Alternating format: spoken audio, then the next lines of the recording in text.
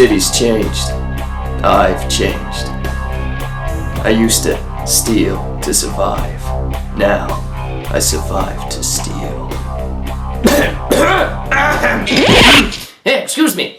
That is to say, I've been playing the new Thief game, and, spoiler alert, it's bollocks! So what is it?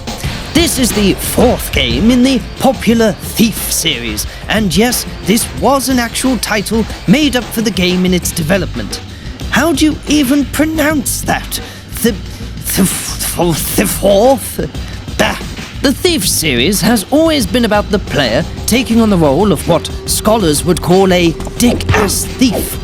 You play cynical loner Garrett, who steals things and gets roped into saving the world. Unfortunately, we're in the age of grim dark reboots, and now the Thief series has been adapted for the modern age, complete with edginess and dubstep, which is essentially the sound of robots having sex. The new Garrett has been rebooted to look more dark, or should I say, gimpy. New Garrett is adorned with leather, pointless belts, and what appears to be a man corset. Don't know why he needs it, maybe it's an age thing. It's a man corset. Helps keep your bangers in check. Men of our advanced age and sexual decline need all the help we can get. The character of Garrett was always cynical and cracking wise. It's a throne room. How pretentious can you get? But Garrett 2.0 just comes up with contrived crap. Don't become a ghost yourself. I've been a ghost all my life. People shouldn't keep secrets in glass houses. It's not how much you steal. It's what you steal. Is it the asylum that's haunted or me? Am I talking shit? Or is the shit talking me? So how does the new Thief play? From the offset, you have Garrett waving his hands on screen constantly like he's playing an invisible piano. I suppose it's to show sneaking, but it makes Garrett look like he's walking around like a retarded crab. It's not just Garrett's masturbators that are on screen. There's annoying text filling up the screen and objective markers holding your hand because exploration in video games are hard. The game features a gimmick called Focus, which highlights dangers and what you're supposed to do, and is replenished by hoarding opiates like you're auditioning for a part in Train Spotting. I've seen this feature in other games as well. I suppose it's for lazy gamers who want to be told what to do. Now, you could say, but Professor Tosspot, you magnificent bastard, you don't have to use focus.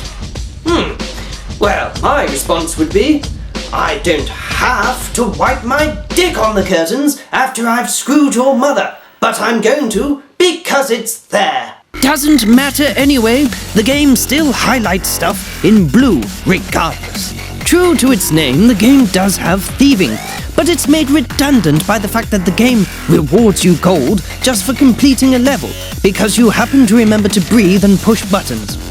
You can do stealthy things like pick locks for shiny crap, and you can dispose of guards with silent takedowns. Depending on your definition of silent. So, what about story?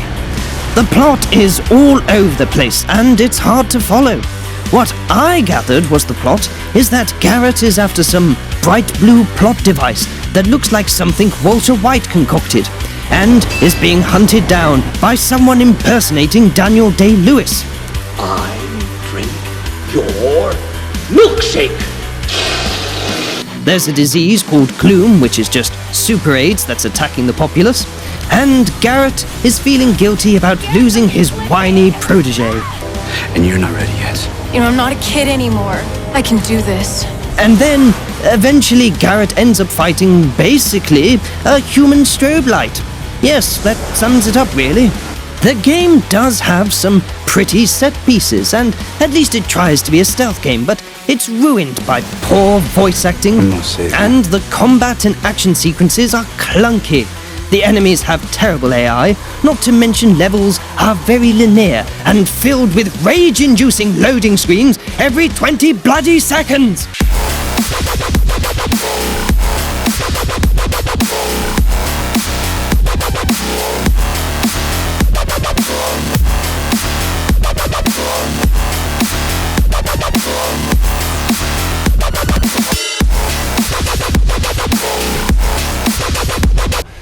touch my nipples a bit, would you? Oh!